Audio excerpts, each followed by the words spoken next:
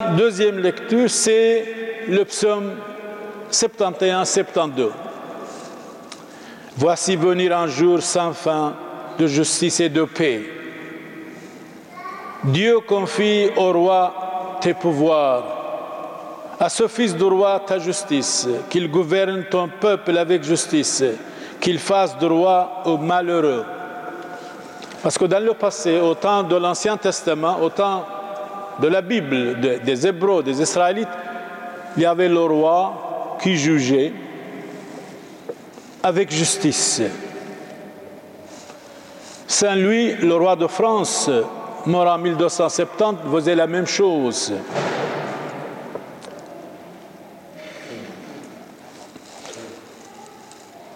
Ces jours-là fleurira la justice, la paix dans l'abondance, qu'il domine d'une mer à l'autre, du fleuve jusqu'au bout de la terre. La terre, en même temps notre mère, la terre nous nourrit d'autant d'alimentation, mais en même temps la terre, c'est notre tombe. Mais il ne faut pas avoir peur, il faut lutter dans la vie. Vivre, c'est lutter, vivre, c'est travailler. Le travail, c'est le père du plaisir. Comme les enfants sont les pères des hommes, l'enfant est le père de l'homme. Le travail est le père du plaisir. Surtout la fidélité éternelle, c'est la mère de toutes choses. Celui qui délivrera le pauvre aux abois, le malheureux sans recours, qui prendra souci du faible et du pauvre dont il sauve la vie. C'est vrai, Jésus, dans ses béatitudes, dit clairement « Heureux les pauvres ». Que son nom subsiste toujours. Sous le soleil, que son renommé s'étende, en lui seront bénies toutes les races de la terre. Et toutes les nations le diront bienheureux. On ne peut pas nier l'existence des races. Ils lui seront bénies toutes les races de la terre, et toutes les nations le diront bienheureux. Aujourd'hui, la société dit qu'il n'y a pas de race. Par conséquent, s'il n'y a pas de race, il n'y a pas de racisme non plus. Troisième lecture, Saint Paul aux chrétiens de Rome. L'espérance offerte par l'Écriture s'étend à toutes les nations. Voilà, l'espérance, espérer, ne désespérer jamais, jamais de ne pas penser au désespoir, toujours espoir. Frères, tout ce que le livre saint on dit devant nous est écrit pour nous instruire. Toute parole de la Bible, c'est une instruction éternelle, inattaquable, inchangeable, afin que nous possédions l'espérance. Grâce à la persévérance, donc nous avons ici espoir, espérance, courage et persévérance. Il nous instruit, il nous donne la force, ces mots, ces phrases.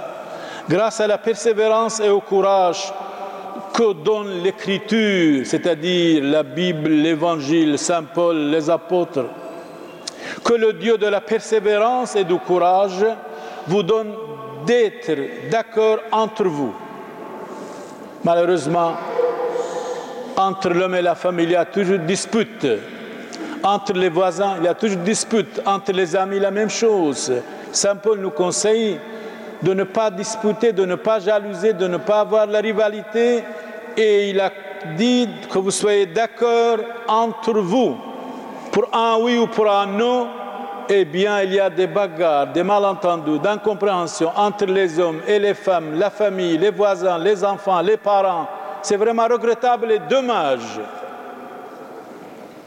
Mais souvent, nous parlons trop vite. C'est pour cela qu'il y a des problèmes dans la famille, entre les amis, où on dit n'importe quoi. Ça, c'est le danger.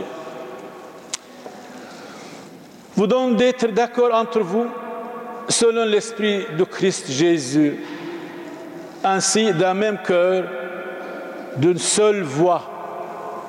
Le silence est dehors, certainement. Vous rendez gloire à Dieu, le Père de notre Seigneur Jésus-Christ. C'est vrai, quand vous chantez seule voix, c'est tellement beau de prier ensemble. Accueillez-vous donc les uns les autres, comme le Christ vous a accueillis pour la gloire de Dieu.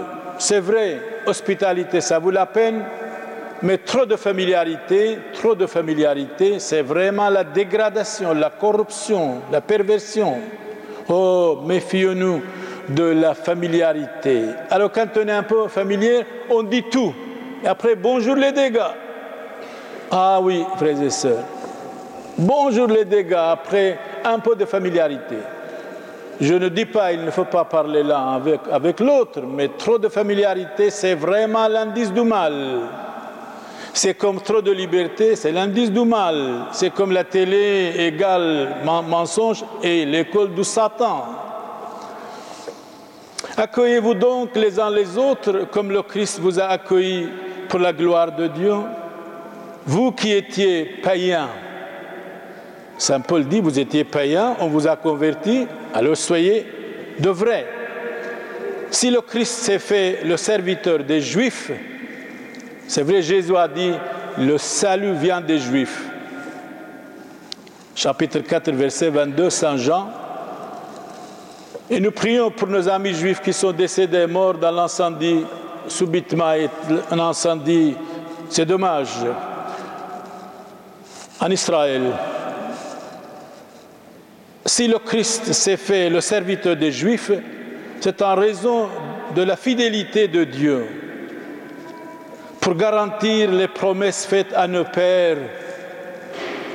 Mais je vous le déclare, dit Saint Paul, c'est en raison de la miséricorde de Dieu. La miséricorde de Dieu qui a envoyé le Christ au monde pour sauver l'humanité du mal, du péché, de l'angoisse, de la contrariété. Et que les nations païennes peuvent lui rendre gloire. Comme le dit l'Écriture, je te louerai parmi les nations, je chanterai ton nom. Parole du Seigneur. Quatrième, c'est l'évangile de notre Seigneur Jésus-Christ. Préparez le chemin du Seigneur. Aplanissez la route. Aplanissez nos cœurs. Tout homme verra le salut de Dieu. Jean-Baptiste annonce que le Messie vient juger le monde. Chacun va recevoir selon ses actions, ses œuvres.